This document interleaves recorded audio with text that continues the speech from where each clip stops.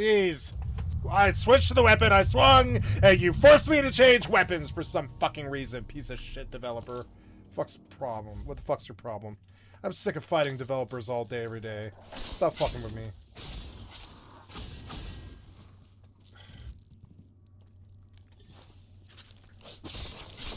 Damn, she got chopped in half.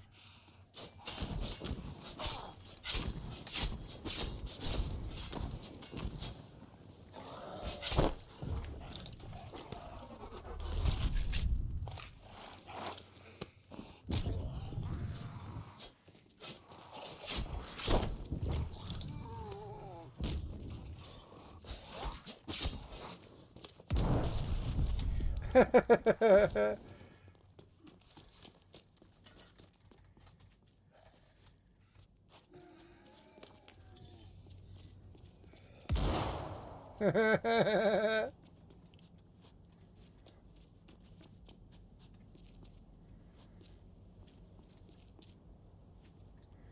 where was Santa Burrito?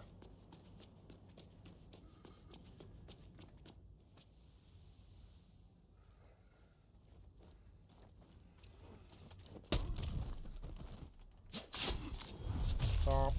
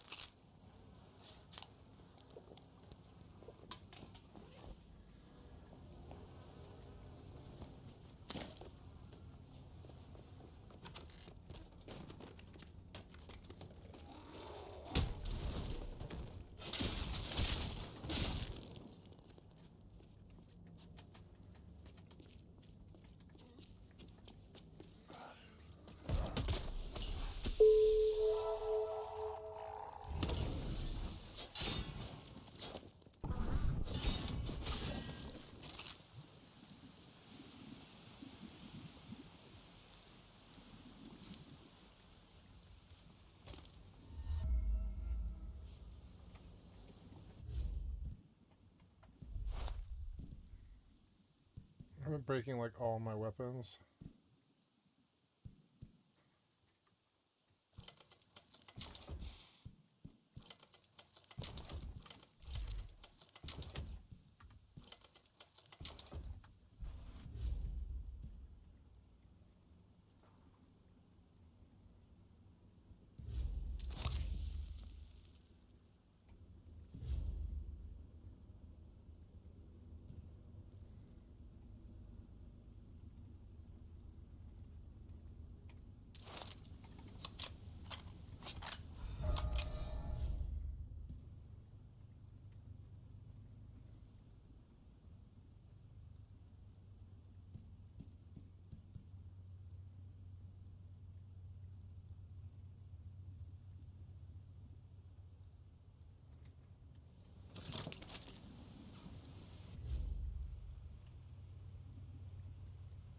Where's this new wakizashi that I just picked up? But maybe it's too high of a level.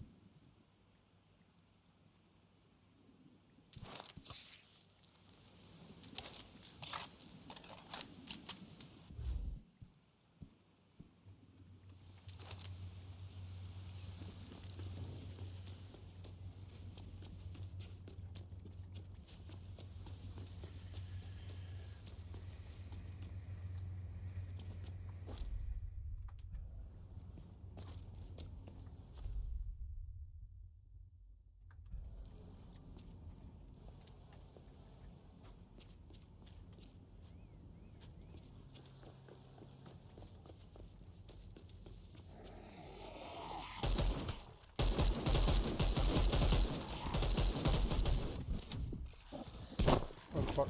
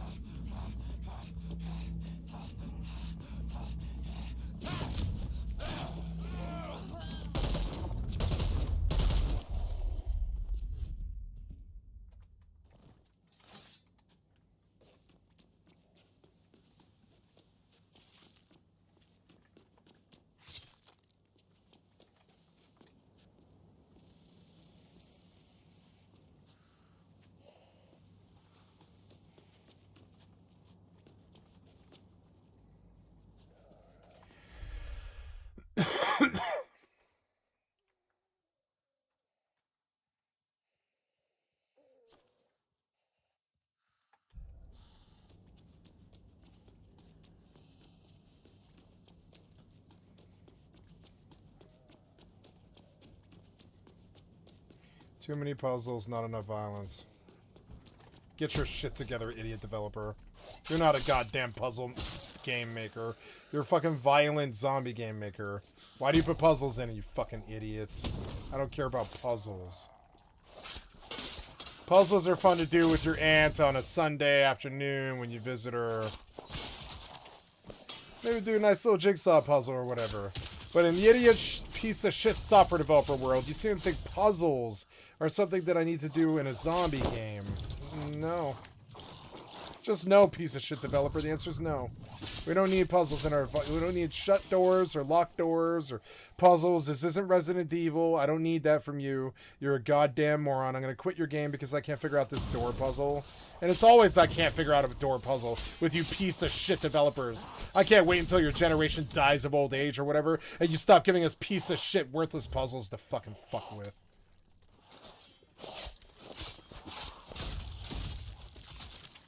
Nobody cares about your piece of shit puzzles. You fucking idiot developers. I hate you so much most of the time. Fuck.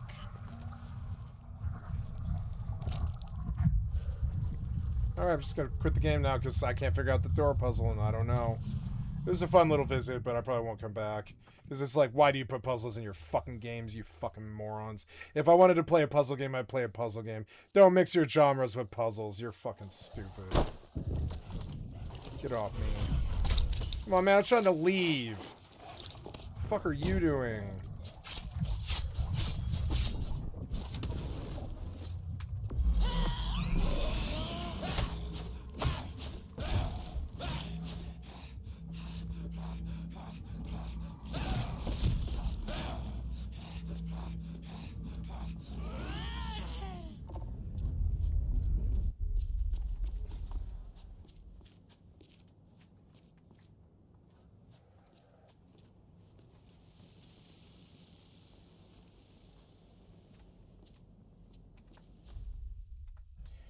Wait, maybe this is the puzzle? I don't know.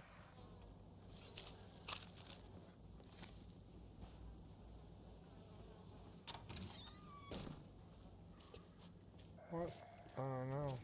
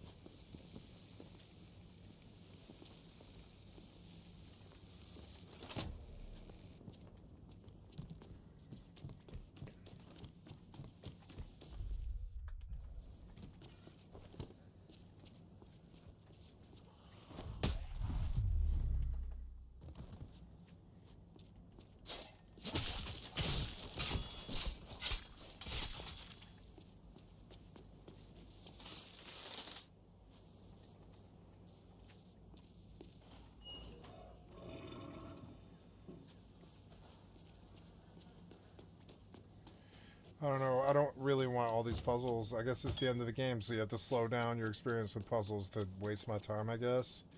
You're a fucking piece of shit developer.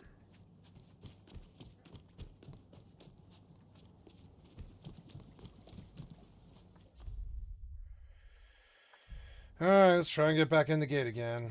I don't know. I don't know how to do this. What? Wait, what? Am I standing on something? I was standing 5 feet away from that electric hose, yeah.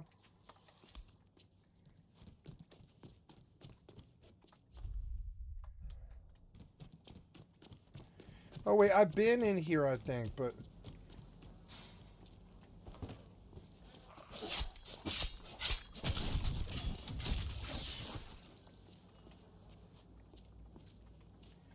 So, but, okay, how do I... do this?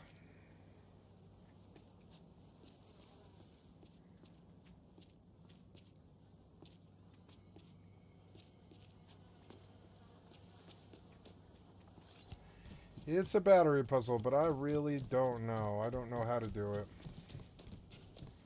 It's really not evident to me. It's not because I'm stupid. It's because I can't read your mind. You don't give me an indicator of where to go or what to do, or I would figure out your piece of shit puzzle. I figured out every other fucking puzzle I've ever done in video games, but I can't figure out this shit because I can't read your mind, you piece of shit brain dead developer. I'm gonna stop repeating and just leave the game. I can't read your mind, piece of shit developer. I can't read your mind.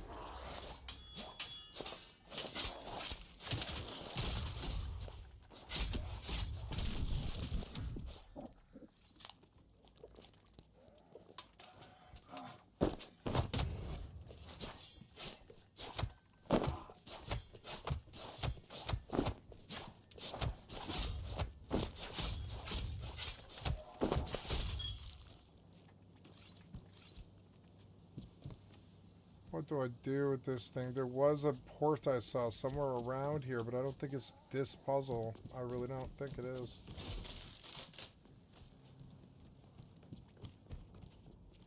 Where was that battery puzzle? I don't know. I don't know. I don't think I want to do this anymore.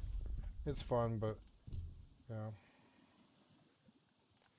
I might lose some of my story quest progress. I fucking better not.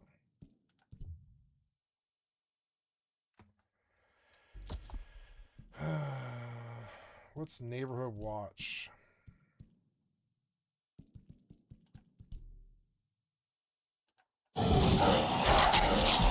What is it?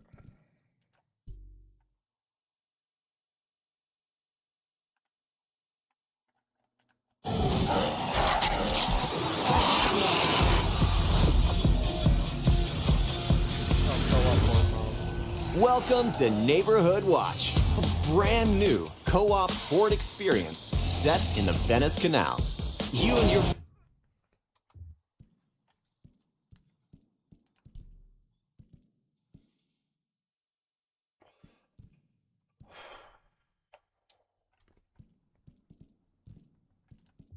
It was fun to visit it. It's got a good violence system, but that's about it.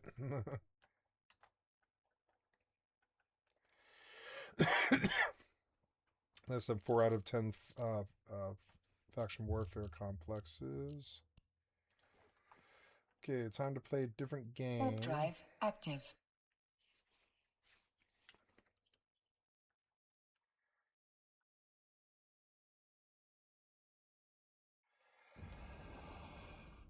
I haven't seen their UE5 Conan Exiles update yet. They really want us to play that. You don't want to make Dune Awakening good first? I don't know. I want to go back to a PlayStation 4 game.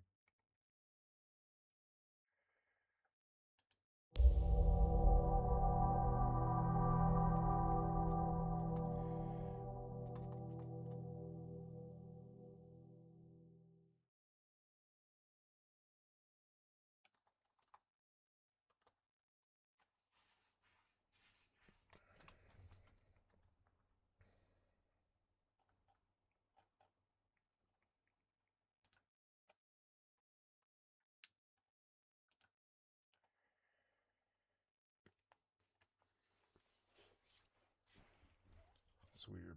My glasses, they got smudges on them somehow, and I don't really know how. Annoying.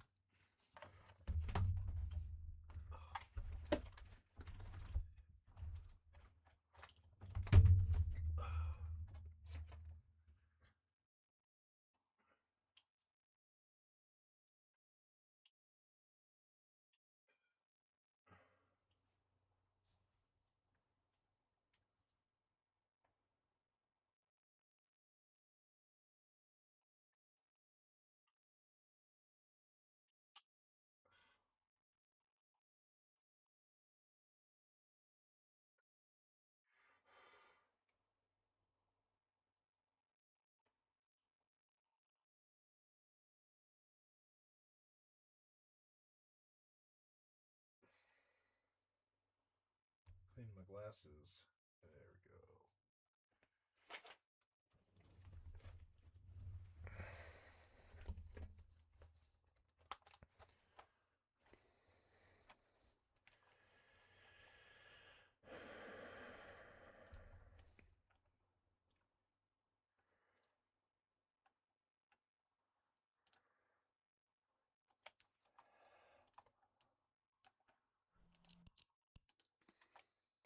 Warp drive active.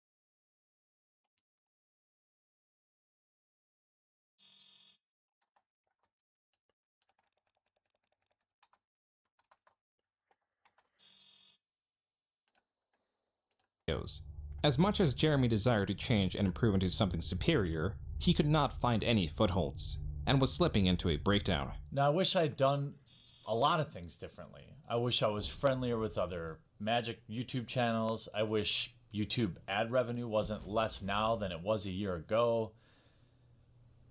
But I can't change any of that, really. It was just a month later, in May 2016, that Jeremy went on his infamous Twitter rant, spurred by this panel. Women are playing Magic and we're here to stay, and there are only going to be more of us. And that's kind of the conversation I want to have now, instead of just looking at us as something that is weird and to be studied. This panel was streamed and uploaded in video form. It is titled Women in Magic Panel, and sits at only 22,000 views. It is not at all a video of major significance, and is of 4 female judges discussing their experience in the Magic community, from the sexual harassment they received, to wanting women in Magic to be treated as a norm in the Magic community. Louis Scott Vargas, a streamer, quoted a different Magic creator who posted the link to the video on Twitter, noting how disappointing the comments were in response to the video. Jeremy, under his MTG headquarters account, responds by stating that they should not be so thin-skinned. Yet another creator joins the conversation, emphasizing how people should be less crappy to each other. Jeremy responds, quote, "I simply choose to not be offended by what anonymous commenters say. That's a lot more obtainable," unquote. The conversation then moves into gender and skin color, Jeremy stating it is entirely irrelevant to Magic players, and how his penis does not in fact make him stronger. This kicked off a new set of tweets, not directed at any individual creator, rather the Magic community in general. Quote, "So many mindless betas in the MTG community. Come on, sheep. Demand proof, statistics. You know, actual evidence. Attention, sheep. Formulate your own opinions. Being wrong is simply better than parroting popular opinion. Apparently presenting a logical alternative to playing a victim means you hate women. I should've known better, lol. Going back to real world.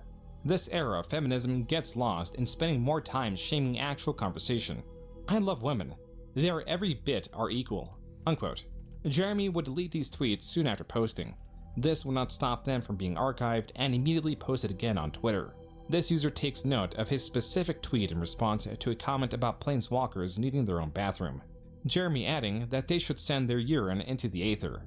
This was viewed as a commentary about the controversy of trans people requesting to use the bathroom of their gender identity. Jeremy responds to this screenshot with, quote, "Things turned toxic, so I cleaned them up. But yeah, you're right. Planeswalkers should use their own bathroom in the aether, kid," unquote. I mean, this is what was going through my mind. You guys think that joke is transphobic? You think that joke makes me a monster? Let me show you what a monster is. According to Jeremy, the pushback from his comments encouraged him to double down and act more aggressive, even if his intent was not an honest commentary. Even though Jeremy frames it this way, he would first attempt to regain the favor of the community with an apology on Reddit.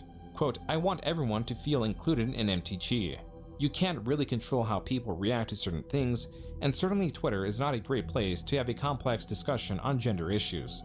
Everything I said after my original few tweets was at best insensitive and at worst outright wrong. Again, I am sorry," unquote. This post has exactly 100 comments and 0 upvotes. The comments cite Jeremy's passion and specificity behind the deleted tweets and are distrusting of his apology. Some are even noting how often Jeremy is editing the Reddit post. To this specific comment, Jeremy responds, quote, "Yeah, it wasn't reading right. I am not good at writing, so that's why I do videos. I am just trying to apologize and the comments keep saying it's not good enough," unquote. Jeremy would address his tweets in video form. Drama over. Don't be a dick. I thought I guess maybe I had to say that, but from what I'm seeing is you all just basically know that, It took about a month and a half for Jeremy to begin right where he left off. On Twitter, he changed his display name to MTG Shitlord HQ, derisively called Wedge the Hamburglar. On his personal account, stated Wedge is a cancer, has zero original ideas, and steals others' content, and tweeted even more, stating, quote, "Alpha personalities are the ones making all the money in MTG. Talk to any vendor. They are capitalizing on your beta-ness. The MTG community is not ready for truth. Cucks and white knights drive the entirety of the narrative. Wizards, discrimination is guaranteed if you have a conservative mindset. Community discrimination also guaranteed. I mean, look at their community team. Every one of them is a leftist. Don't be a beta lotus, folks. Be an alpha," unquote. Jeremy changed his display name again the following week, this time to make magic dank again, and tweeted, quote, "Straight truth, the reason you can't trust me is easy. I don't need your money like other top MTG channels. Simple as..." He's a toxic right wing. And he got canceled.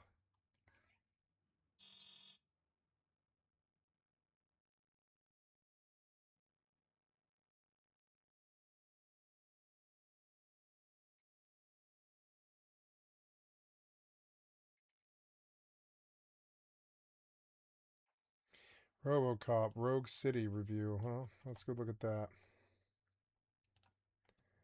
Never heard of that.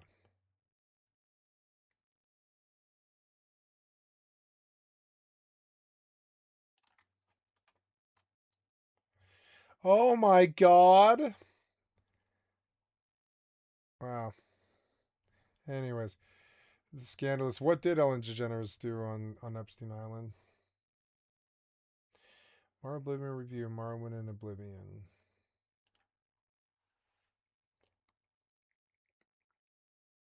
In 2006, the much-anticipated follow-up to Elder Scrolls III Morrowind was released. A better-looking engine, updated combat system, with a new high-fantasy land to explore, all found in the Elder Scrolls IV Oblivion. In the following years, dedicated modders worked hard to bring Morrowind into the fresher system and engine of Oblivion. Now, 20 years later, yes, 20 years, I know, Oblivion is fully playable. Nearly 100% of Morrowind, including its DLCs, can be played. But is it worth playing all these years later, when Oblivion itself is so outdated?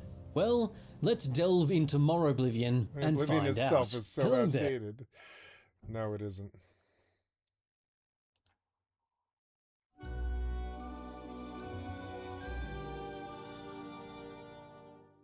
What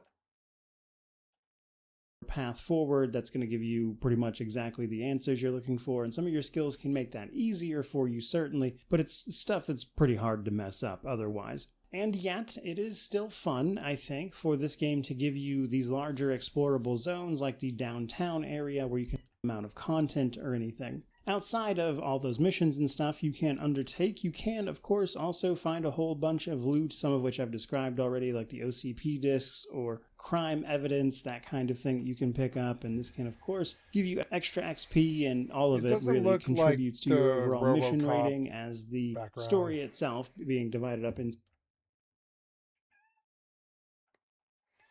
and chuck them, be that explosives or just dumpsters and that kind of thing, or even other enemies that you can pick up and throw into enemies, causing all sorts of carnage. It's the exact sort of like over-the-top 80s action you would expect from exactly something like this, and it feels awesome. And it's helped by the fact that RoboCop feels like a walking tank for the most part, based on the difficulty a little bit, admittedly, but once you get your skills going especially, you are this walking juggernaut that is absolutely tearing everything around you to shreds, and by the end of this game, you will have killed potentially thousands of people. Narrative dissonance be damned. Unsurprisingly, though, this game Okay, you want some dinner? You hungry? Is that what you seem to be in my face about? Okay, we can feed you.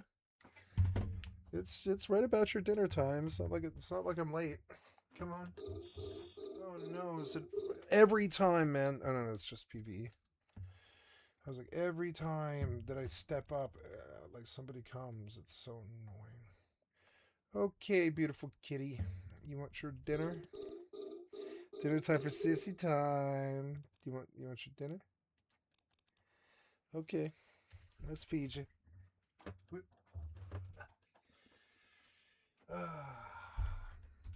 Oh, I didn't put your water down. I'm sorry. I'm sorry, sissy, you're thirsty. Okay, well, here. No wonder. I'm so sorry you haven't had water in 6 hours. Here you go, sissy. I'm so sorry. There you go. Get you some food. Okay. I'm sorry about that. I forgot to put it back down.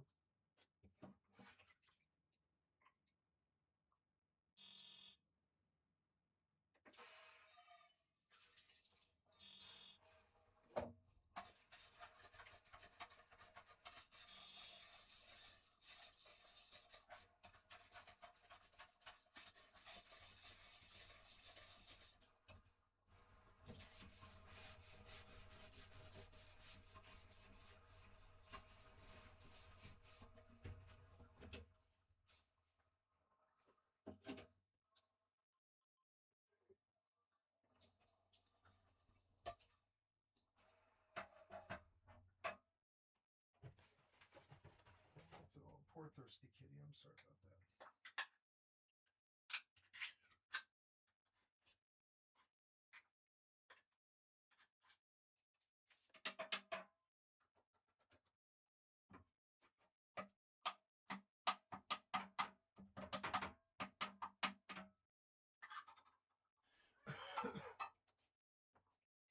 Okay, I'm so sorry about that, sissy. I didn't mean to not put the water down. It's only 4 hours or something, you know? It's not too bad.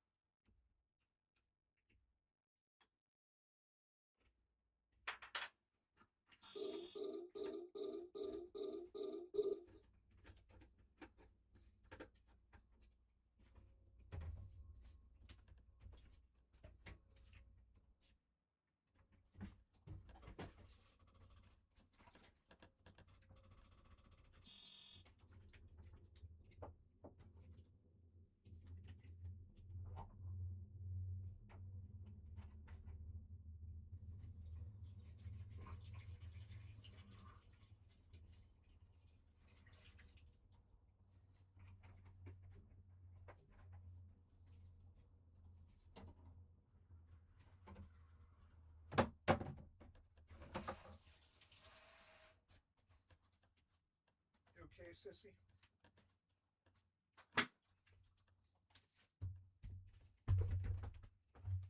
Oops.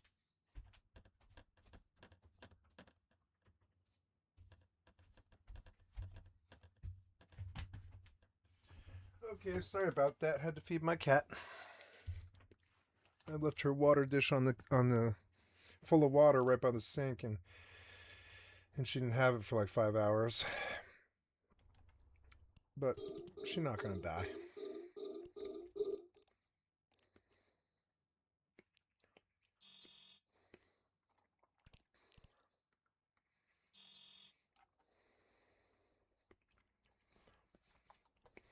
Is not really a cover-based shooter or anything, although you can certainly hide behind things on occasion, and as a result, you're going to take some hits, which is where that walking tank part comes in, but you're still going to have to restore your health. At the very maximum, Vitality will help you restore.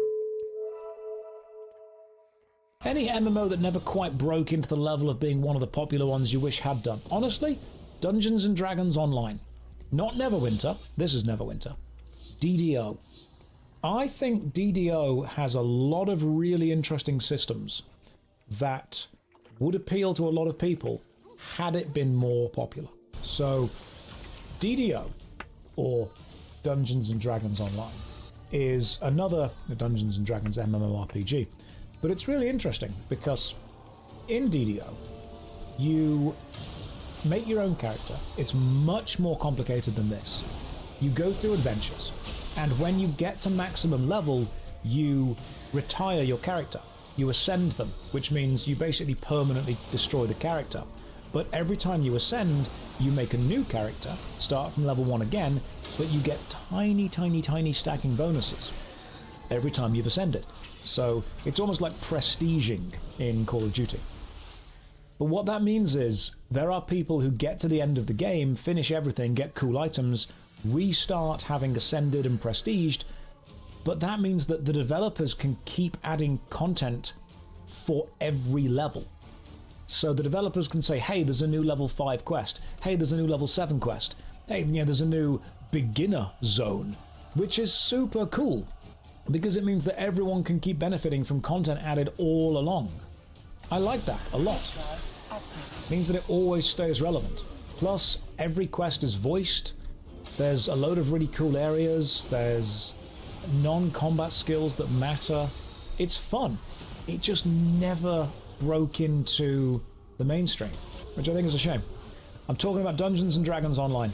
There's loads of cool stuff in it. Loads of cool stuff. In fact, almost every MMO I've played has great systems. It's just a shame that sometimes they don't quite break in. Like Lord of the Rings Online.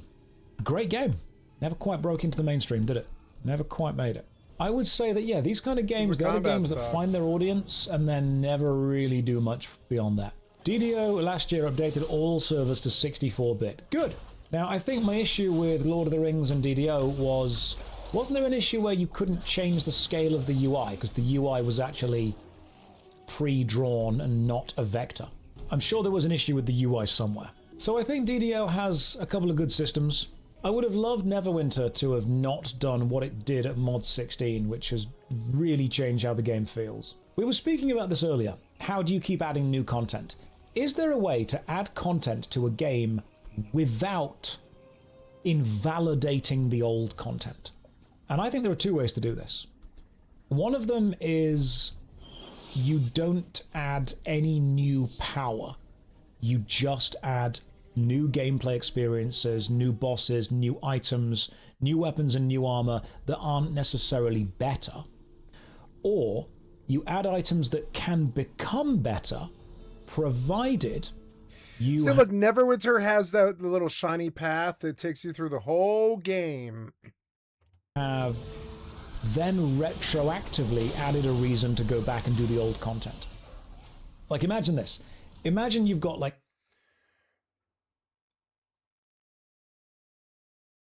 10 dungeons in your base game, and then you bring out an expansion pack, and in the expansion pack there's a super mega ultra difficult dungeon at the very end that drops a cool helmet, and the helmet's pretty good, but it's not better than any of the helmets in the base.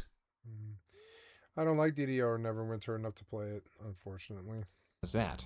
Here is the thing about my fellow shitlords. We have real numbers. Some will like to believe everyone who plays MTG is a snowflake. Nope. Unquote. In August, continuing this escalation, Jeremy announced that he had blocked many people on Twitter. Back to his personal account, Jeremy posted pictures of his guns in response to riots. Oh, no wonder he's from Milwaukee. I'm just kidding.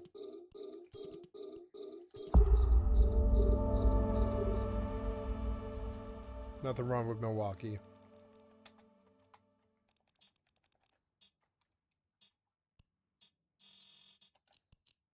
I like the word Milwaukee. I think it's a cool name. It's happening in his area. Finally, Jeremy, on his MTG headquarters account, states there are no good-looking females or males with personality, and that the vast majority of MTG YouTubers have subpar production quality and are boring. On the Magic TCG Reddit, users commented on Jeremy's ongoing rants. One former creator blames Jeremy for why he stopped making videos, specifically due to how Jeremy's low-effort pack openings flooded YouTube, potentially burying their higher-effort content.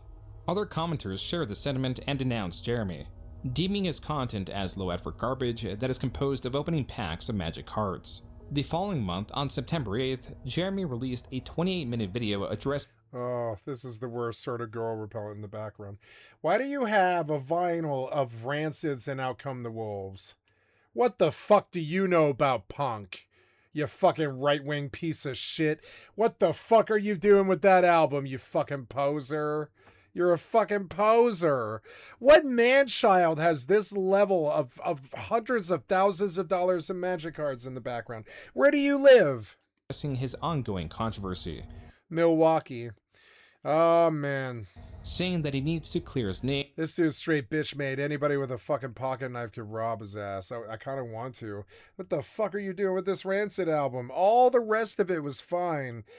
But, I mean, I've heard you say some terrible anti-trans right-wing things, like make Magic dank again and shit like this.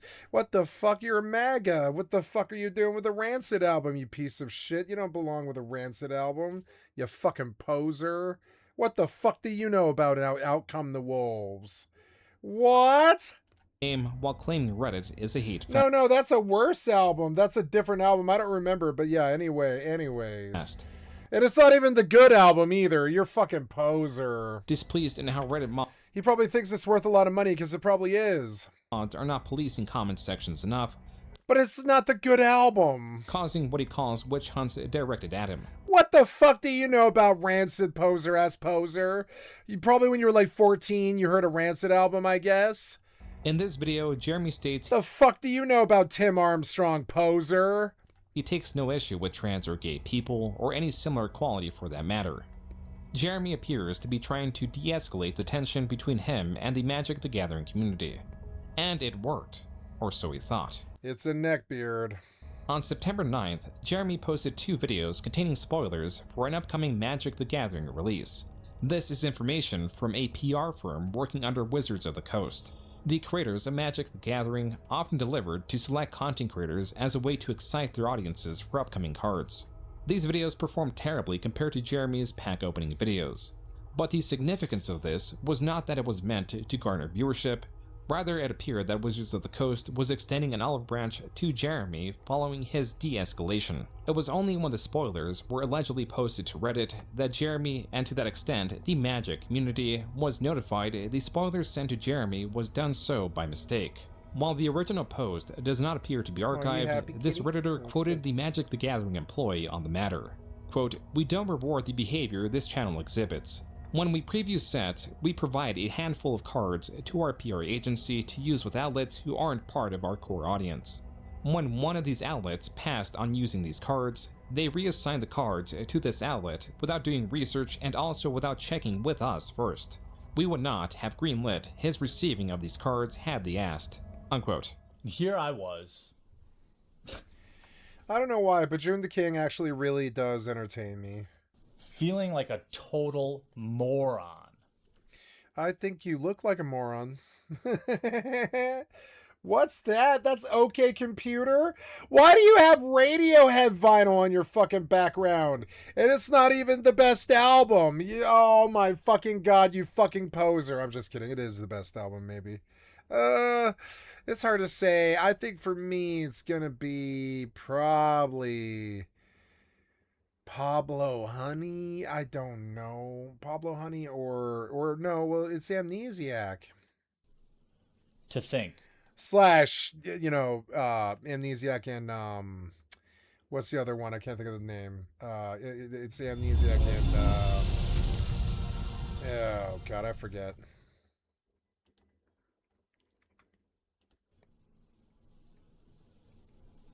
Kid A. Amnesiac / Kid A, which were 2 albums, but they were 2 sides of the same album. The Wizards had... And, which was genius. They made so much money off that. And they went double platinum. Not just 1 platinum, but 2 platinum albums. Cut the same year. From the same session. But sold in 2 albums, because it was 2 albums worth of material. And it was all good. And, yeah, I mean, Amnesiac Kid A are their best work. One could say maybe Hail to the Thief is their most commercially acceptable album.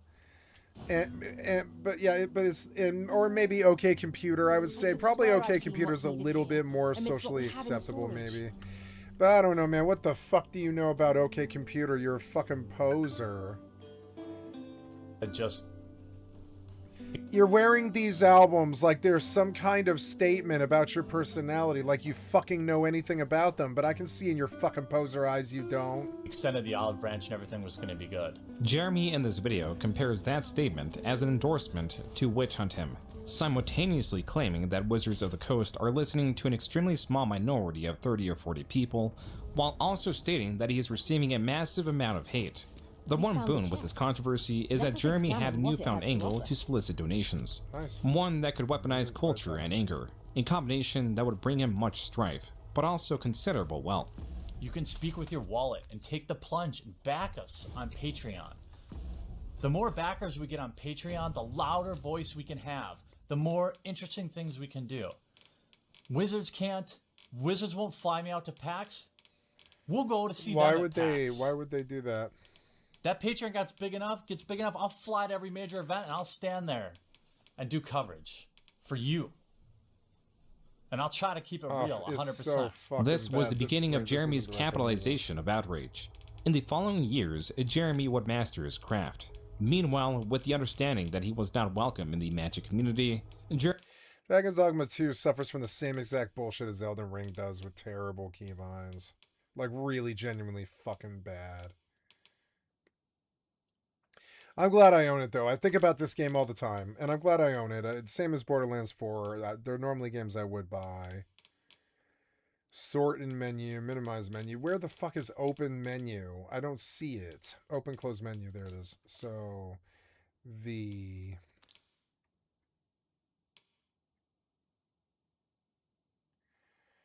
No. Okay, so you don't like V. Why don't you like V? You don't like V? Come on. What about C? No. Do that? No. What about P? Nope. O, P. Yep. So C. Open, close menu. V. No. Oh, that's harsh. I remember now how bad you are at fucking making controls. Yeah. You make these wonderful worlds, but you can't even get a control scheme right, you fucking idiot piece of shit developer. I'm here to see what she got. Is it like, oh, okay, so cloaks and stuff. Wait, do we have like an all or something? Like, no, I'm trying to find you. I don't like the item system, and I kind of regret buying this game.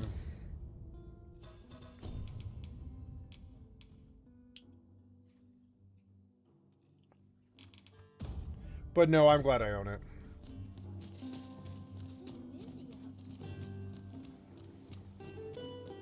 Must you run so fast? I can hardly keep you in my sights, Arisen. No time to catch your breath. Try to keep up. The fat mage is like, don't run so fast.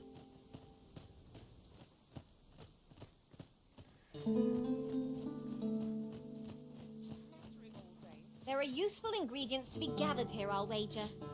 Shall we see if there's all... Okay, so let's go down the road in some direction, north or something, and just see what we get into. I don't care what happens, honestly.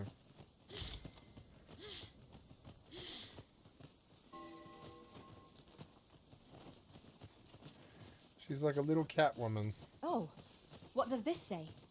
It couldn't hurt to take a peek.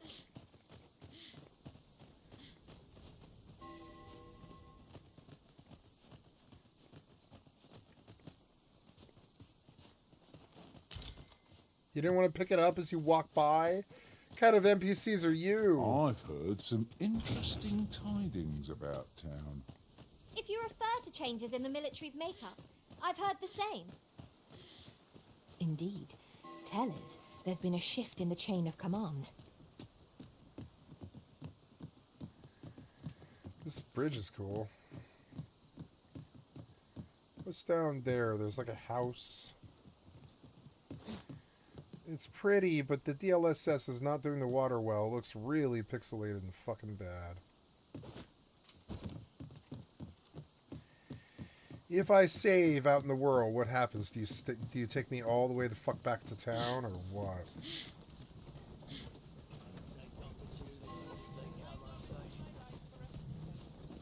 At last, the moment I've been waiting for. Allow me to gather these up. Golden trophy.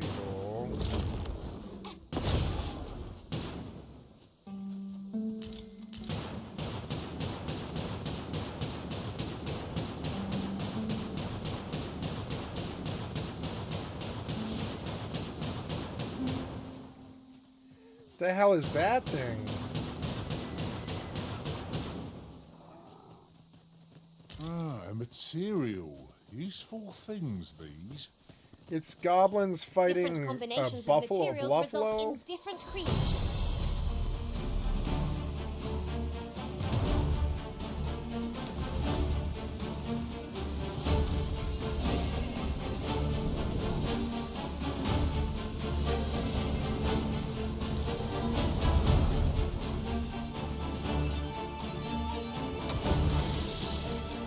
Goblins approach! No means of exploiting our enemy's weakness. The prison has been drenched.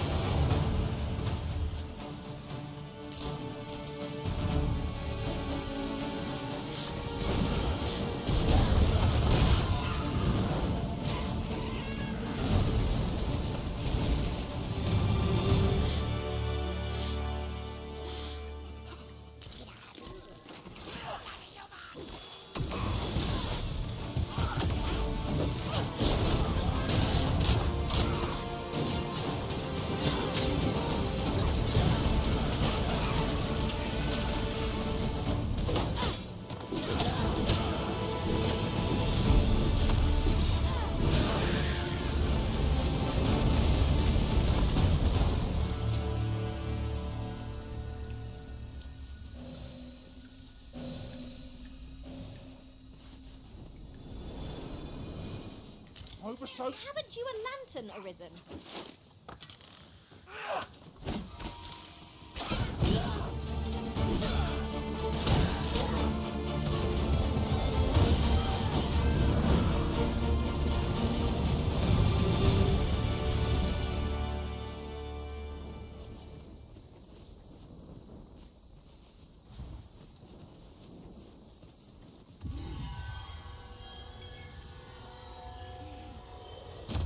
Awesome.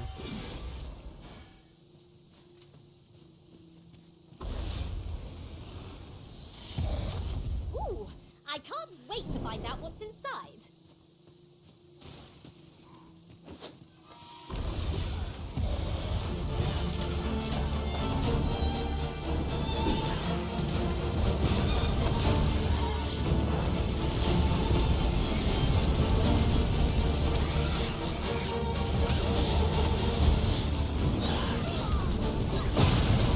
Kill them quick!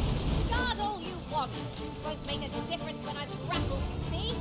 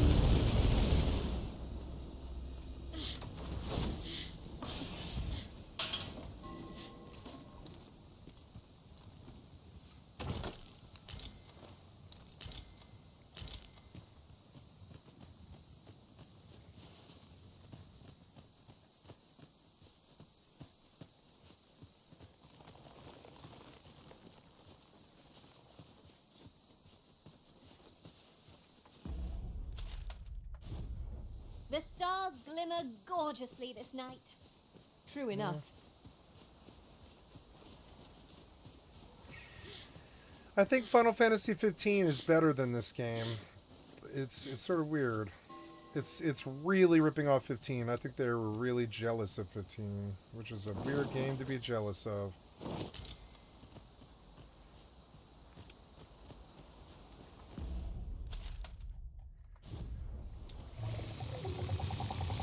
Oh god.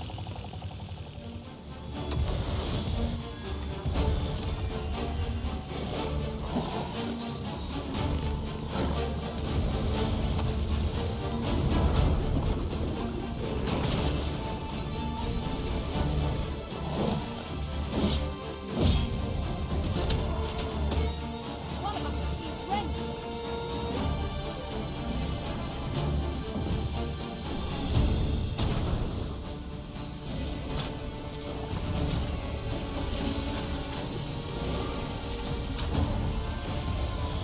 Just when I needed it most. Many thanks. This is awesome. Well done.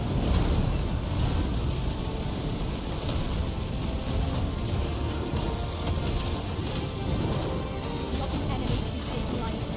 You must strike boldly and with presence of mind. No quarrels here. My thanks.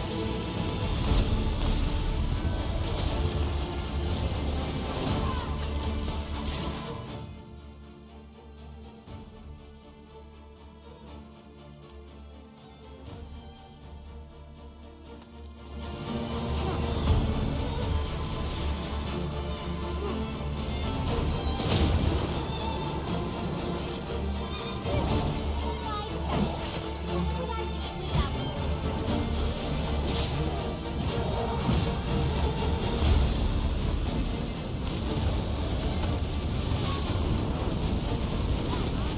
Oh, what was that?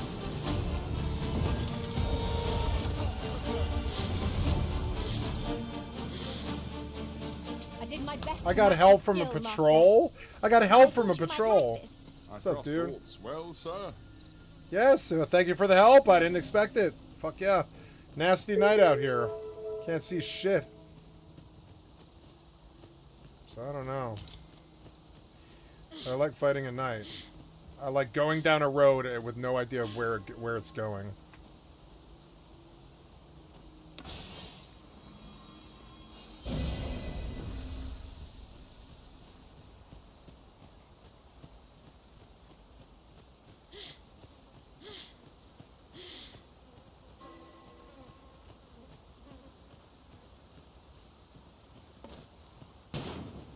What's that? Oh. I'll collect that. You needn't trouble yourself.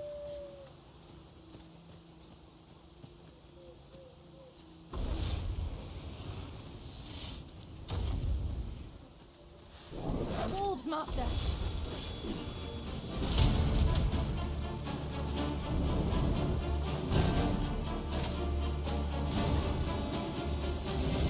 Ingenious. My own master must hear of this tactic. Unbelievable.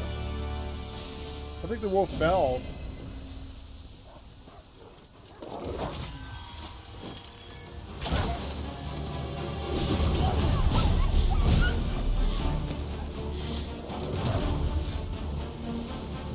Prepare yourself. Strike with fire fury.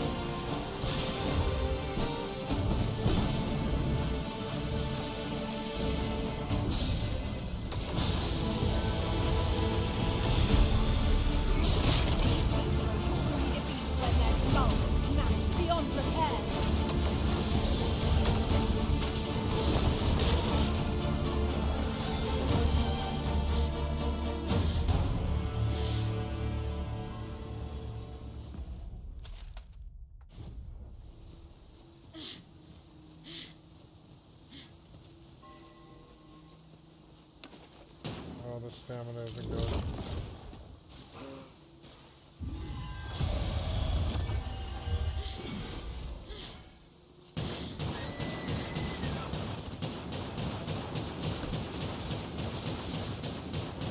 God damn, shooting that sucks.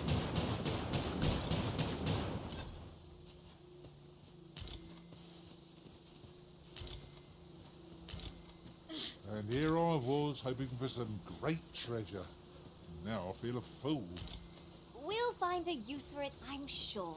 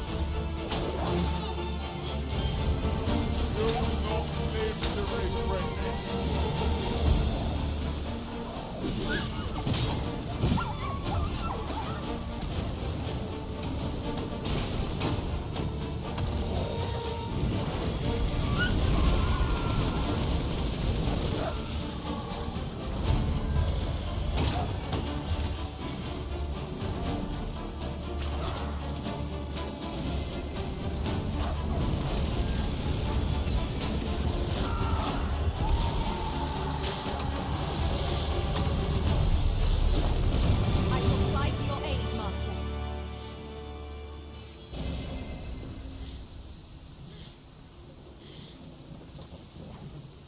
This ox cart's bound for Melv. I'll need to see some coin before I let you on.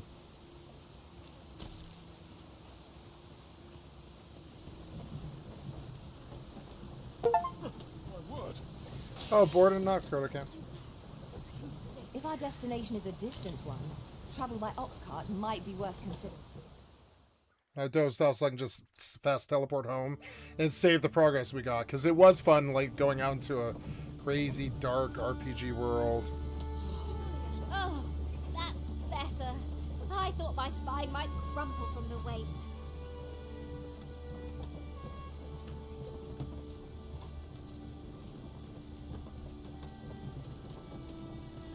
The music's really good. We've arrived.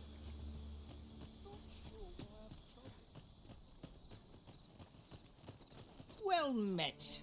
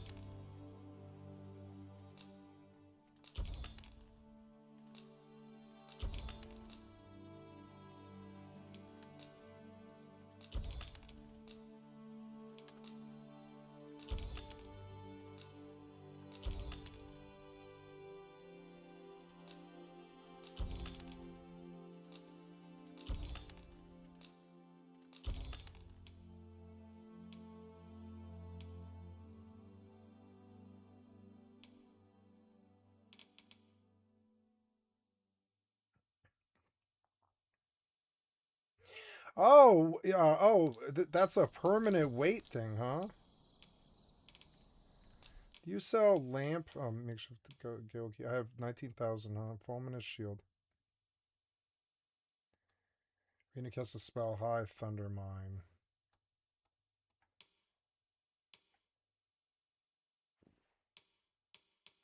Ring of aggression, boost strength.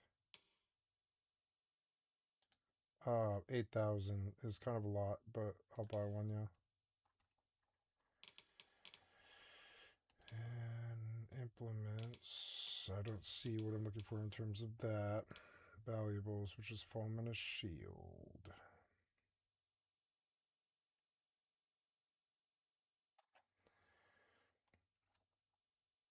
Okay.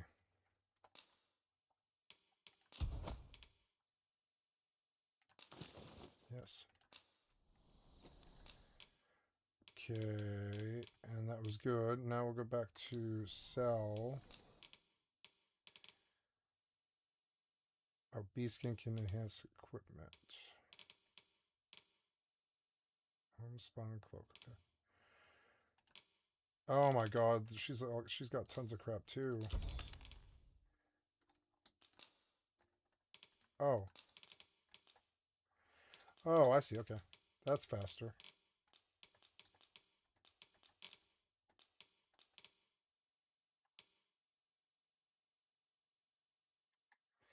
Maybe that's worth stockpiling.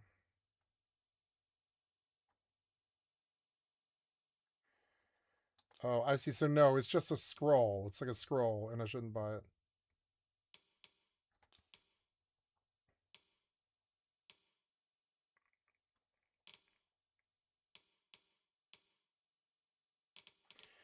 So I should...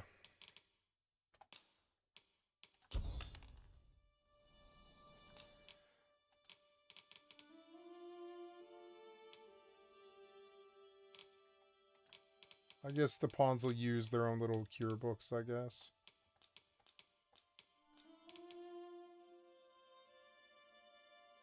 I don't think I'm going to combine.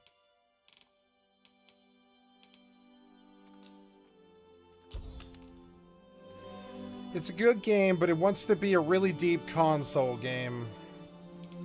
I knew it when I bought it that it has some things about it that disappoint me. It always did. Okay, so golden beetles improve my. Hope to see you again. Improve my carry weight. It's most Apparently. exhilarating to hand over some. Yeah, like even the keybinds are these terrible console affairs that are just fucking terrible. This thing I want to use. See how clunky it is. It's so clunky. It's so clunky I could die. It's so clunky. Ugh. Anyways. Cool. So Just now some. I have enough money An to go investment made for purchase safer a travels can night at hardly the be called inn. extravagant.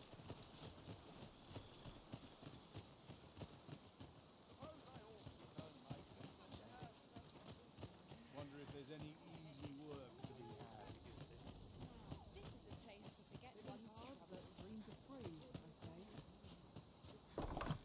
Although I need a bed. Here at the inn, we also offer changes of vocation. I get so few customers, you see, that I can manage both roles myself. But enough about 1500. me. Shall we get some rest then?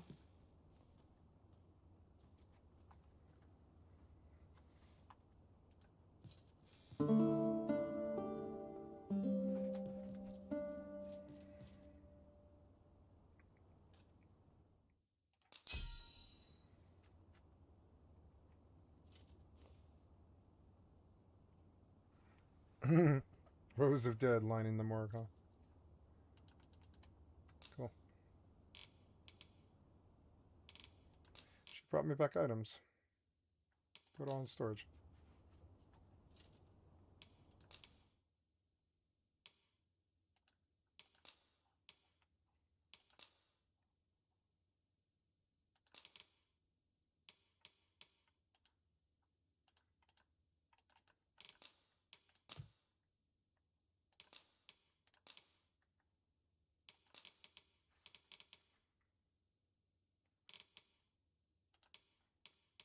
Lantern oil, please.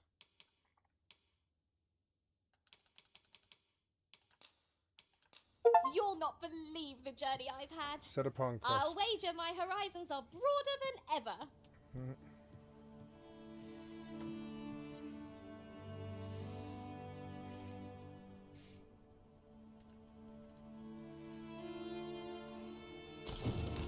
Our adventure continues.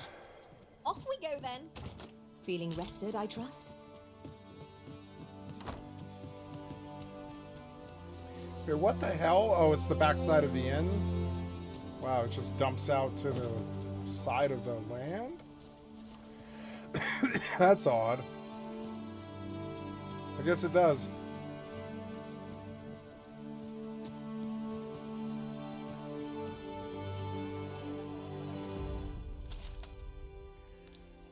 So we've not gone south of Mel. I guess you can't.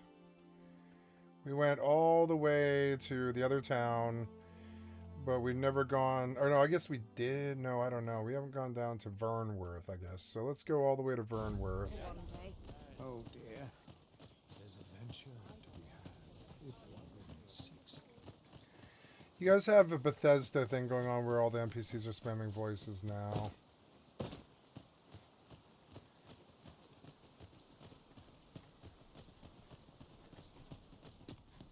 Could barely drag my ass out of bed. Suppose I ought to check the wheels before we depart. This ox cart's bound for Vernworth. I'll not take you anywhere till I've had my due.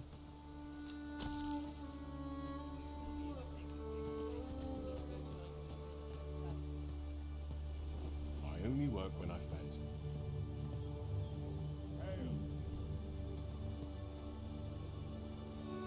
We're setting out. Jump on if you've paid.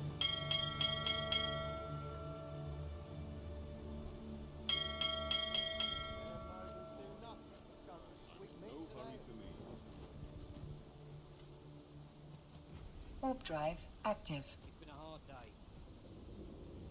Always got to be in the thick of things, me.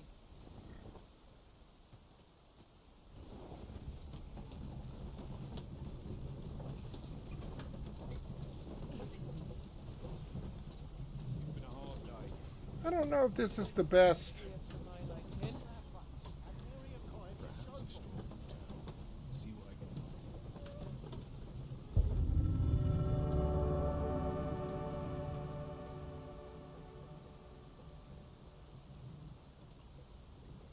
If I wanted to get there fast, but no, I want to fight.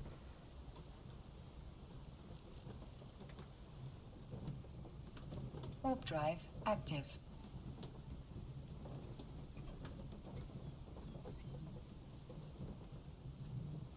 One of these days I'll fire myself a manor.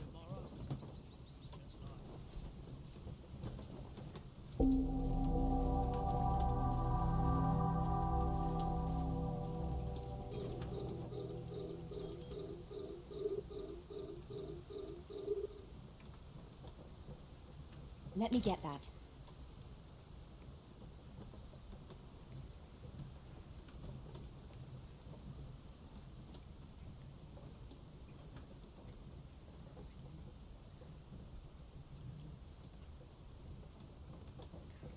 I like the caravan because you also get other guard NPCs.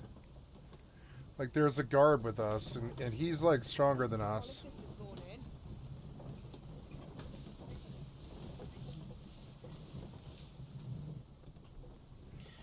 While I caravan, I'm going to go get you know, it's where Bethesda got jealous of this, and I think they put it in Fallout 76, and then they kind of changed it and took the caravan out because it was derivative and it wasn't good. And Dragon's Dogma 2 did not do well, and I think they wanted to kind of respond to Dragon's Dogma 2 with their RPG. Anyways, yeah, I'm gonna go get some dessert. I'll be right back.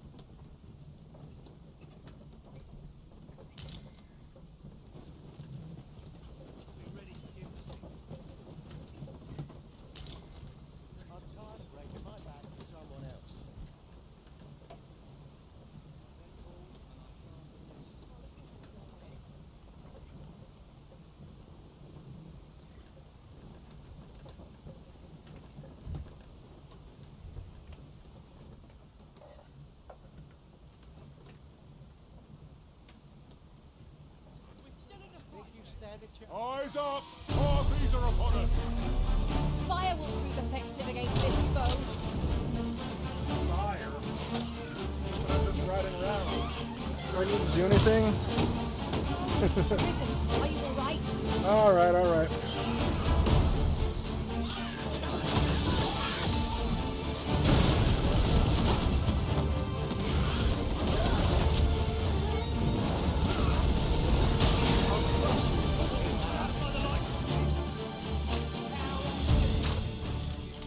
Take that!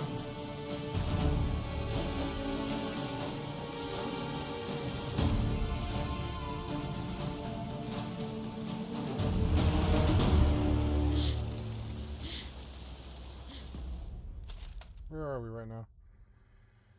Okay, so we're like a quarter of the way. No, we're not even like half of the way or something.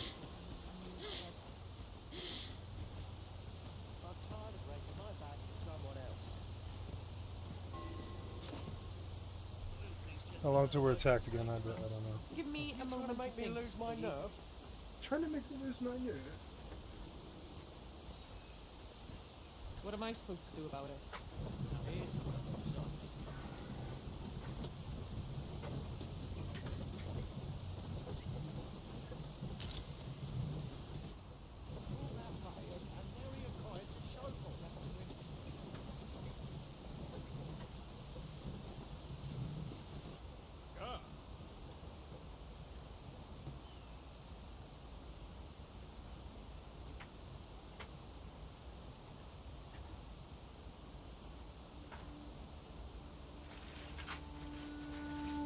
We'll pull through yet.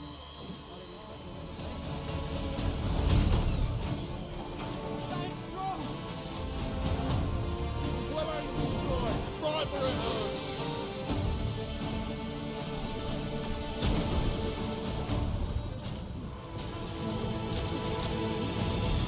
With this, my magics are yours to wield.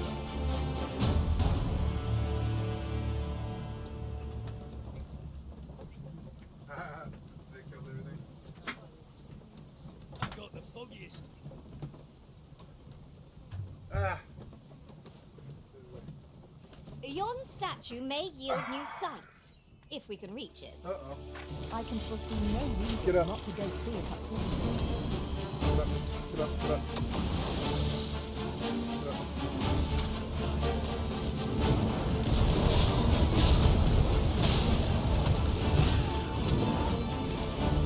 Pinning these creatures is the surest means to ward against their foul spit.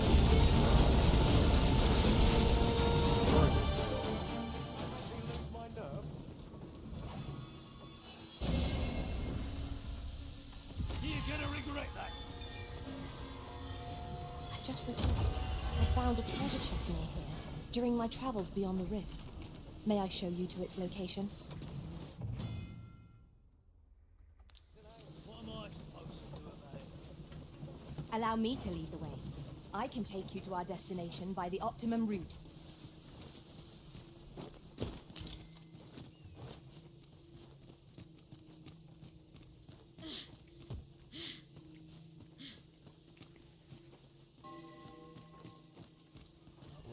I wish the stamina wasn't so bad.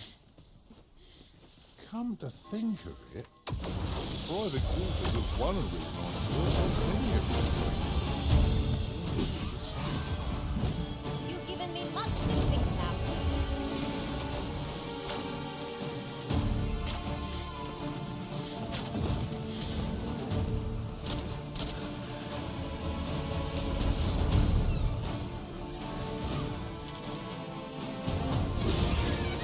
Hardly weren't expecting mercy.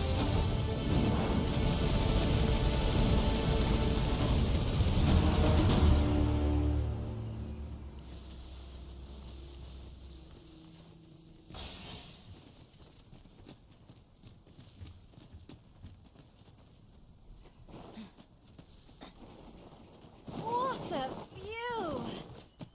I'd not say no to a short repose hereabouts. We are alone here, methinks. Perhaps we might stop a moment and find our bearings. I knew it to be so. Ha ha! I could do this all day.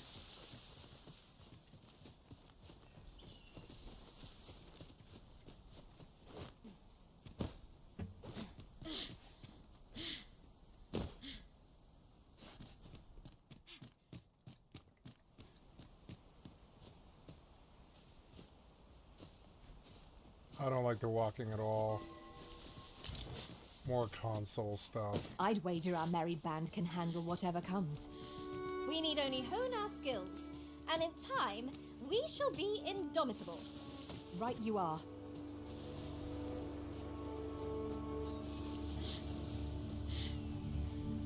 Okay.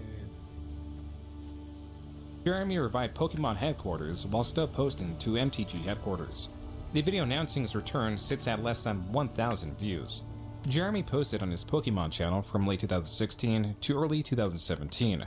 The channel failed to gain any momentum, with its videos far underperforming compared to videos found on MTG headquarters.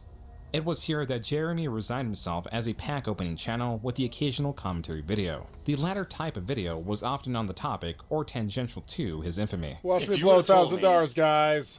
That there's a man more universally hated in the Magic YouTube community than me, I would have told you, you're crazy. On June 5th, 2017, two things happened. Jeremy posted his final claw machine related video on Clawstruck and live streamed while drunk. While he often tweeted at or commented on other creators in the MTG community, there was one that he targeted unprovoked. This was cosplayer Christine Sprankle. Serial There's virtue that right-wing signaler and crying for Patreon dollars cosplayer Sia Sprinkle Run posted yesterday. Allow messages to my Facebook page again. Question my life choices immediately. Posting out. Came for cosplay inspiration and left only with an erection. In all seriousness, though, I love your work. Okay. Jeremy was commenting on Sprinkle's post and the comments found within. A post about receiving unwanted comments. Here we go. Victor Puente, cuckold. You know this dude's a cuck. Oh yes, she's just under constant anonymous direct message assault. Like, she is There's that word cuck. Unpleasant right-wing males, they use it a lot. It's like this is God's warning language that you're around one. They'll whip out the word cuck. literally triggered. Here goes cuckold number Nicholas again. It makes me sad that you have to be. It makes me sadder that I'm not even surprised. Me, despairing over social norms. If you're going to creep, at least have some decent grammar. I'd agree with that. Obviously, Sprankle is a pro cosplayer. You know she's a professional cosplayer by the fact that she has to solicit Patreon dollars and then cry in her Patreon video to get loser beta cuck. There it is. It's all this right-wing, like, terrible giveaway language, and he's saying all of it. These are all words that have, like, broken the right-wing mind. They say cuck all the time. Then cry in her... They say people cry, people yap. Patreon video to get loser beta stuff. Cucks to give her cucks money. I mean, it is like an all-you-can cuck and they don't like OnlyFans or whatever. They don't like people that make their living off their looks. Buffet on this thread. Oh, I'm sorry, Sprankle. Let's look at your cosplay, your art, where some poor 14-year-old kid... I think she's a good was cosplayer. Unfortunately, made an erection comment about you. And fuck him for being such a degenerate. I mean, what is sexual about this? Nothing, right? Oh, no. Totally nothing sexual about this. Oh, yeah, here you go, Sprinkle. Another totally non-sexual picture where the Pokeball happens to be right on your fucking bush. Okay, let's see what we got here. Oh, yeah, you're wearing a bodysuit. Yeah, nothing sexual about that. They sex shame women for whatever reason. If you had it, you would. If you had it, you would do it. Oh, here you go, wearing basically a bra. Yep, nope, nothing hot about that. Here we go again, more basically 75% nude, nothing sexual there. Oh yeah, look at a bodysuit. Yeah, I'm not gonna sexualize you. I mean, fuck me if I'm gonna say that I wish there was a little slot down. She's a cosplayer, you fucking idiot. It's not her fault that they draw them this way. Here, you know, for me to you know, for us to pleasure each other. It's not my fault. I'm just drawn because this that's way. not what your intent is. Jeremy ended up directing his audience towards Sprinkle's Twitter. If not his comments, then this is indisputable evidence of targeted harassment. Please, everyone on the internet, come and support CS Sprinkle Run on Twitter and let her know how totally unattractive and unsexual she looks and how few Patreon dollars you're going to give her, and maybe she will avoid these... What are you talking about, you Twitter moron? Digital rapes. This was not the only time Jeremy commented on Sprinkle or her appearance. In this tweet, Jeremy refers to Sprinkle as a man. This Twitter user claims that Jeremy, in a deleted video directed at Sprinkle, stated, quote, "She's a dog, a 3 out of 10. I'd still do her," unquote. These comments all came back when, in November 2017, Sprinkle stated that Jeremy, through MTG headquarters, has made her life hell this whole year. She followed this tweet by announcing that she was ostensibly leaving the Magic community, also citing that she was going through a horrible breakup. Jeremy was immediately blamed for Sprinkle's departure. One day later, Jeremy published 2 videos. The first could be found on his newest channel, The Quartering, a channel that hosted commentary videos mostly commenting on the Magic community or media similar to it. The second was MTG Headquarters. These videos bring attention to the ongoing campaign to get him banned from Magic the Gathering, a campaign whose supporters were galvanized with the departure of Sprinkle. Commenters and creators alike were calling on Wizards of the Coast to take action, pointing out Jeremy's comments. Yet there was one often missed, a video in where Jeremy does not target a specific creator, cosplayer, or commentator. Rather, Mark Rosewater, the head designer for Magic the Gathering. I ran a similar scientific poll, and I even asked everyone to tell the truth. I said, hey, quick poll.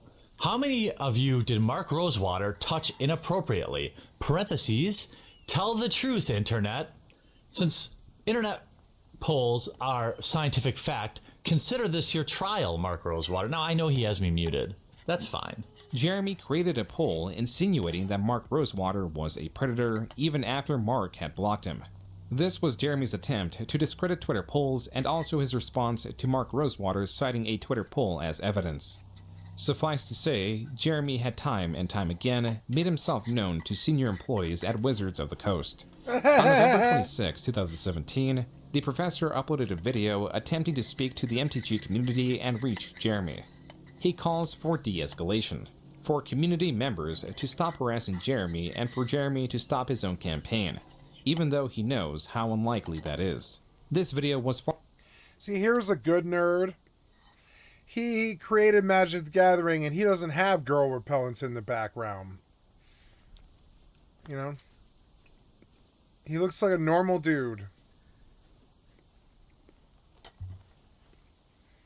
All these weird Magic the Gathering people stop his own campaign, even though he knows how unlikely that is. This video was far more comprehensive than any other video commenting on the ongoing scandal.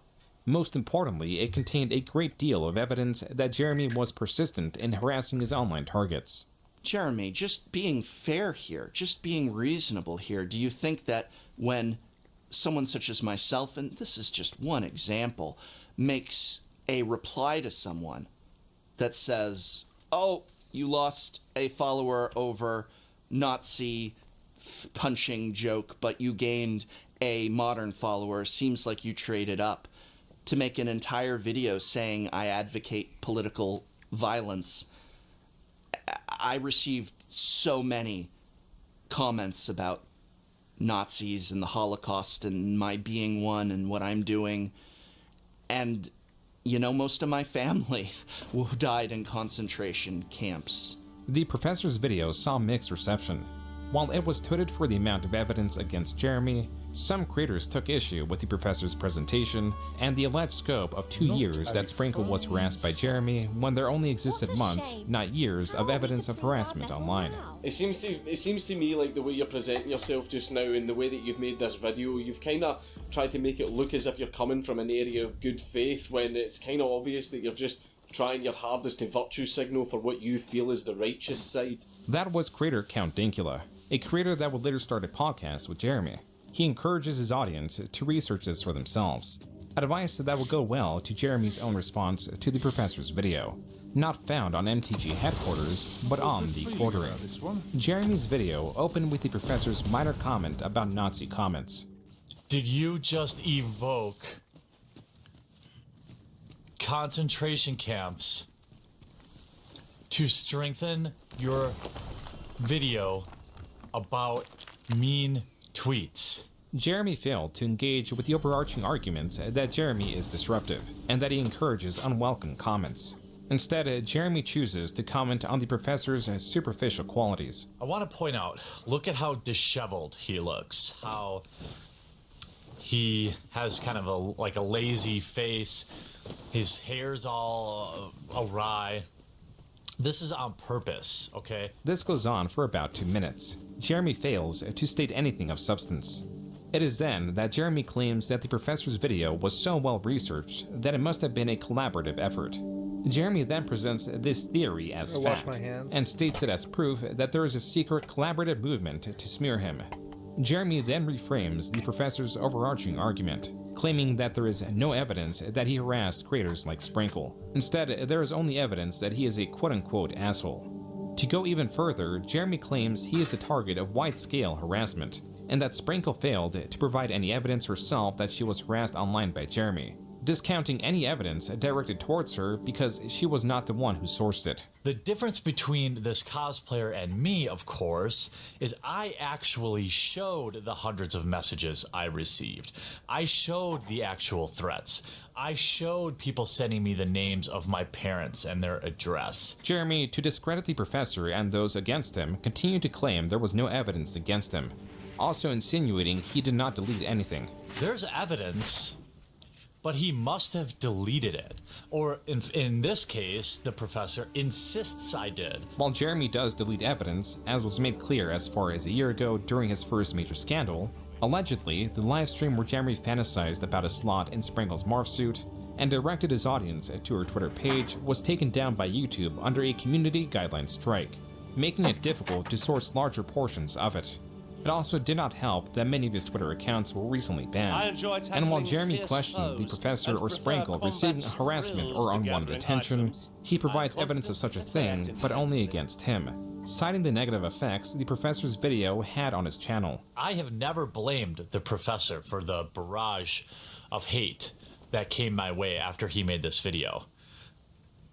1,000 people unsubscribed from Unsleeved Media after he did this video. Jeremy goes as far as to insinuate that Sprinkle is responsible for the harassment he is now receiving. At Christine Sprinkle, who I think most humans would be infuriated at. She posted a dangerously false tweet. Let the hate mob ascend on me for going on 2 weeks now, and has done nothing to correct the situation. Though Jeremy claimed that the professor is a manipulator and failed to bring a shred of evidence forward, Jeremy, in his video response, skips all the evidence presented. Notice how in Jeremy's reaction, the video inexplicably jumps. This is because Jeremy skipped from 4 minutes 24 seconds to 6 minutes 55 seconds, over 2 minutes of voice clips, portions of his removed livestream, and more than 10 tweets directed at Sprinkle or cosplayers in general. Jeremy does not acknowledge this jump, and it was not the last time he would edit around evidence. This next jump is even more egregious. Jeremy pauses the professor's video at 7 minutes 25 seconds. 1 more second and he would have displayed the evidence against him that he claims does not exist. For the next 7 minutes, the professor shows countless tweets and video clips, all of which Jeremy skips, again not acknowledging that he did so, and picking up his reaction at 5 minutes and 1 second of a 20-minute video.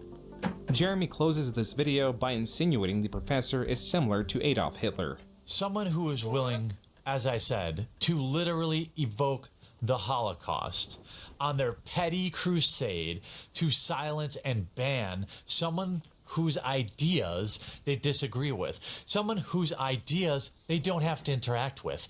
Nobody's forcing him to watch my videos. Nobody's forcing him to read my tweets. You know, Professor, you actually sound a lot like somebody from history that your family might be familiar with? Jeremy pressed on that there was no strong evidence proving that he had harassed anyone throughout this period, even selling a shirt in that theme, which he allegedly donated the profits of. Show me the receipts. You know what? I printed a t-shirt today that I think I'm going to link in this video, and I'm going to donate all the proceeds to whatever the most reputable like men's shelter is in the area. So make sure you get your shirt with a fan-drawn face of me saying, show me the receipts. Jeremy did get the receipts. On December 7, 2017, he received an email from Wizards of the Coast notifying him that he received a lifetime ban. What does this mean? Well, I can't play in any pre-release. Now notice he says something about a men's shelter, but honestly, if I'm ever donating to a shelter, it's gonna be a woman's shelter, you fucking moron. Men, they go to shelters because they do drugs and stop working and fall down to the streets. Women go to shelters because often they're the victims of domestic abuse or drug addiction. And it's a bigger fucking thing. It's a big thing, big difference. And notice that he says men's shelter. Pick a men's shelter of your choice. Why men's shelter, right wing? Why? You know what? I printed a t-shirt today that I think I'm going to link in this video. Selling a shirt in that theme, which he allegedly donated the profits of. Show me the receipts. You know what? I printed a t-shirt today that I think I'm going to link in this video, and I'm going to donate all the proceeds to whatever the most reputable like men's shelter is in the area. So make sure you get your shirt with a fan-drawn face of me saying, show me the receipts. Jeremy did get the receipts. On December 7, 2017, he received an email from Wizards of the Coast notifying him that he received a lifetime ban. What does this mean? Well, I can't play in any pre-releases. I can't play in any sanctioned events. I can't play online. In fact, they actually confiscated my entire Magic Online collection. Jeremy claimed he recouped the cost of his digital collection via PayPal chargebacks. As for the video announcing his ban, there is something seemingly sinister at play. At 10 minutes and 20 seconds, Jeremy begins going through the evidence Wizards of the Coast sent him that informed their choice to ban him. Notice, at the bottom left side of the screen, it is clearly stated that there are 12 attachments. Attachment 1 is a tweet where he calls Wedge the Hamburglar. Attachment 2 is... Though they travel only during the day.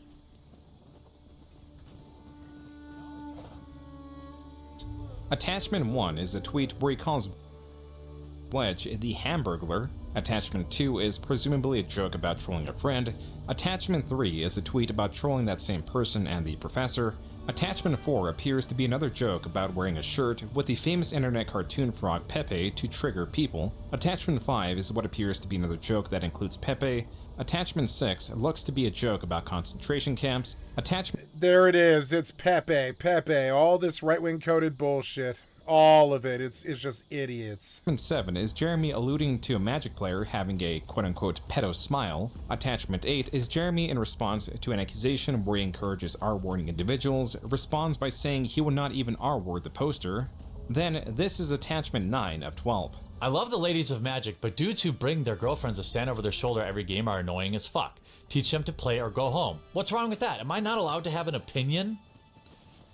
Am I not allowed to have an opinion? You mean... I mean, you're this is the sexist? evidence, okay? Jeremy plainly rants about this being the only evidence for Wizards. Don't bring women to Magic the Gathering. They either have to play or leave. Blah, blah, blah. It's just sexist. It's an incel. Of the Coast presented against him. The screen then fades into his face cam. He failed to show whatever those last 3 attachments were. On the topic of deception is this screenshot of Jeremy defending himself in the third person, presumably failing to log into an alternate account to defend himself. It appears Jeremy is not being entirely honest to his community, and Jeremy has a possible motivation to be dishonest. You should subscribe to it so that I can send it to Polygon and tell them thanks for the press and all the new subscribers. Then you can just quietly unsubscribe if you don't like the content. So many of you are like sharing these videos. People are I'm seeing them on Facebook. People are signing up on Patreon. Like, this is crazy. How can I help? Well, I would love to be able to cover more of these games. Shopping is I have such fun. a Patreon. Where if you want to, say, throw a few bucks, that would go a long way. I have a one-time donation link to the war chest. That would help. All I can do right now is I set up a war chest on PayPal where people, if they choose to, please believe me that you don't have to. This is like literally the worst time to be shilling for this kind of stuff. But it goes without saying that money is power. And I can make the promise to all of you that any money there or people that decide to back on Patreon, so many of you have already, and I'm so thankful for that, 100% of that money goes back into the channels. Jeremy's promoting of his Patreon was for naught, because come February 2018, it would be banned because, quote, you recently doxed members of your online community, unquote. This could have resulted from Jeremy's new crusade against pedophiles in the Magic the Gathering community. Specifically judges. They all declare war, mutual pedophilic destruction against each other. They're totally obsessed with child molesters because they're often weird fucking former judges. You know, people twisted and fucked up by porn and stuff. And like, you know, it's weird. One of my best friends is like this. I know he is.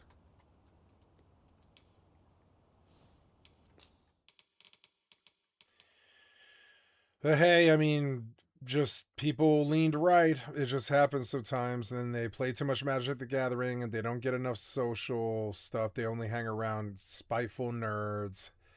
And it, like, I don't know. I have some of the spiteful nerd in me, but I try and work it out of my system, you know? I don't know.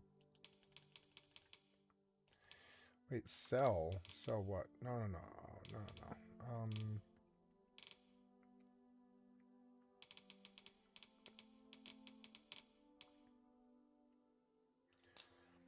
No, I'm not gonna sell. Do come again.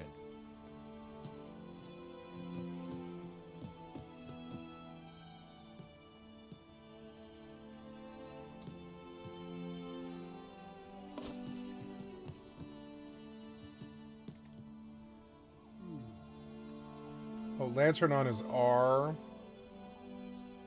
Oh, I can go B to go to the items menu. Okay, I didn't understand what they wanted me to do. Okay.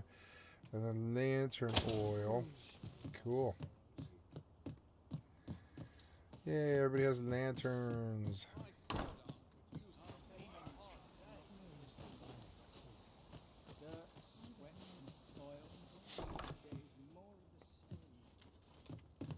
Hey-o! Here at the inn, we also offer changes of vocation for those who seek it. I get so few customers, you see, that I can manage both roles myself. But enough about me. Did you need something? A good sleep will ensure we are prepared for the morrow.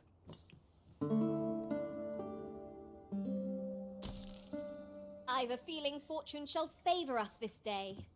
Come. We've much to be getting on with. I hope you slept well.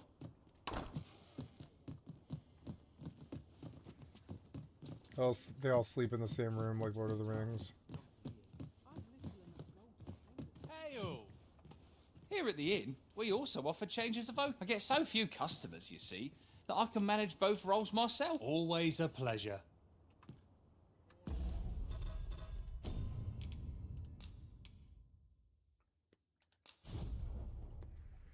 There we go, and I had a nice Dragon's Dogma 2 session.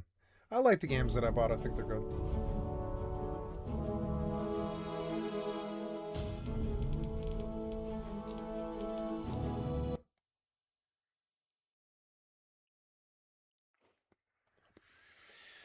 I think this is a good natural place to stop, guys. I am going to bed. It is 1:50 in the morning, and oh, yep.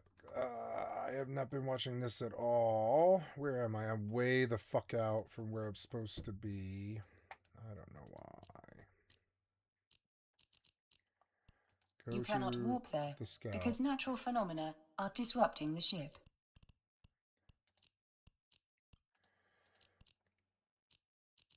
I'm gonna go to small or an advanced. Yeah, I'm gonna go to advanced 2. Warp drive active.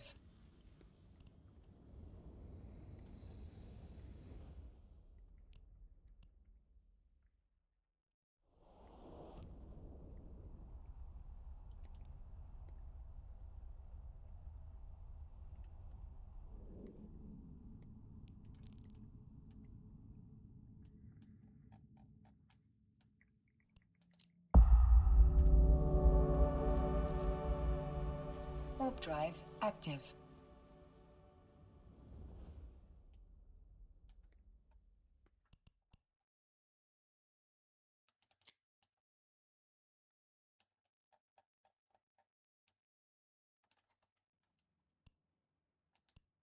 No, wait, I'm going to...